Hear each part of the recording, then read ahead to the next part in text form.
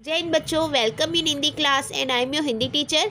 बच्चों, आज मैं आप सबको हिंदी नवनीत में पेज नंबर 81 पर दूषित पर्यावरण के आगे का पाठ पढ़ाऊंगी। बच्चों, पिछले वीडियो में मैंने आप सबको बताया था कि रवि जो है नैनीताल आता है। किसके घर? अपने चाचा जी के घर नैनीताल से कानपुर आता है और सर्दी की छुट्टियों में कानपुर में वह अपनी छुट्टियां बिताने आता है। तो इस छुट्टियों के दौरान वह अपने चाचा जी से विभिन्न प्रकार की बातें पूछता है जो पर्यावरण से संबंधित हैं। तो आइए बच्चों, इसके आगे आज जानते हैं। बच्चों, रवि चाचा जी से पूछता है कल कारखानों से निकलने वाले धुएं से कैसे बचा जा सकता है। तो चाचा जी उसे बताते हैं कल कारखानों से निकलने वाला धुआं श्वास संबंधी यानी सांस से संबंधित रोग पैदा करता है। इससे दो तरीकों से बचा जा सकता है। पहला क्या होता है, कल कारखाने बस्ती से दूर स्थापित किए जाने चाहिए, और दूसरा कल कारखानों की चिमनियां काफ़ी ऊंची बनाई जानी चाहिए जिससे धुआं ऊपर ही ऊपर निकल जाए। रवि पूछता है चाचा जी, बढ़ती हुई जनसंख्या से वायु प्रदूषण कैसे होता है। तो चाचा जी ने बताया बेटा, सभी प्रकार के प्रदूषणों का मुख्य कारण बढ़ती हुई जनसंख्या ही है। तुम जानते ही हो कि सभी मनुष्य सांस के द्वारा ऑक्सीजन लेते हैं और कार्बन डाइऑक्साइड छोड़ते हैं।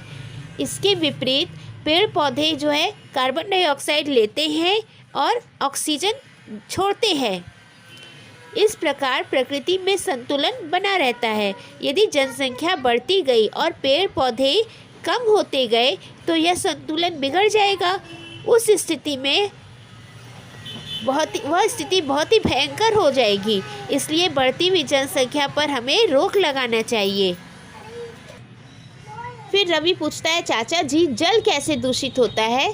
तो चाचा जी बताते हैं जल के दूषित होने के कई कारण हैं, जैसे नदियों में गंदे नालों का गिरना, जल में कूड़ा करकट डालना, अर्धजलित शव, पशुओं के शव और कल कारखानों से निकलने वाले निरर्थक विषैले पदार्थों की नदियों में डालना, नहरों के जल में गंदे कपड़े, बर्तन धोना तथा पशुओं को नहलाना या मल मूत्र त्याग करना आदि कारण हैं। रवि पूछता है भोजन के दूषित होने के कौन से कारण हैं। तो चाचा जी बताते हैं भोजन कई कारणों से दूषित होता है, जैसे मक्खियों, चूहों, कुत्ते बिल्लियों द्वारा, रोगाणुओं द्वारा और हानिकारक वस्तुओं की मिलावट द्वारा। दूषित भोजन करने से पेचिश, हैजा और पीलिया जैसे रोग हो जाते हैं। तो रवि पूछता है भोजन को दूषित होने से कैसे बचाया जा सकता है। बच्चों, आप सबके भी मन में ये प्रश्न उठ रहा होगा कि हम सब अपने भोजन को दूषित होने से कैसे बचा सकते हैं। तो आप सब भी इस बात को अच्छे से सुनिएगा।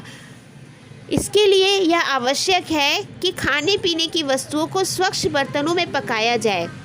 अगर बर्तन गंदे होंगे तो भोजन जो है दूषित होगा। उन्हें स्वच्छ स्थान पर ढक कर रखना चाहिए। बच्चों, भोजन को कभी भी खुला नहीं रखना चाहिए। अगर वह खाने की वस्तु है तो उसे हमेशा ढक कर ही रखना चाहिए जिससे उन पर मक्खी आदि न बैठ सके। आवश्यकता के अनुसार उचित मात्रा में ही भोजन पकाया जाना चाहिए जिससे सबके खाने के बाद भोजन न बचे। ताज़ी सब्जी और ताज़े फलों का ही प्रयोग किया जाना चाहिए। रसोई को भी खूब स्वच्छ रखना चाहिए। इन सावधानियों के रखने से भोजन दूषित होने से बचाया जा सकता है। रवि बोलता है चाचा जी, आपका बहुत बहुत धन्यवाद। आज आपने मुझे बहुत उपयोगी बातें बताई। वास्तव में पर्यावरण को प्रदूषण से बचाना तो हमारे अपने वश में है। मैं ये सब बातें अपने मित्रों को भी बतलाऊँगा। बच्चों, इस पाठ के अंतर्गत आपने पर्यावरण को प्रदूषित होने के कारणों और उसके उपाय के बारे में जाना। तो आप सब भी इन कारणों को दूर करने के लिए विभिन्न प्रकार के उपाय करिए ताकि पर्यावरण हमारा स्वच्छ रहे और हम सब भी स्वस्थ रहें। धन्यवाद बच्चों।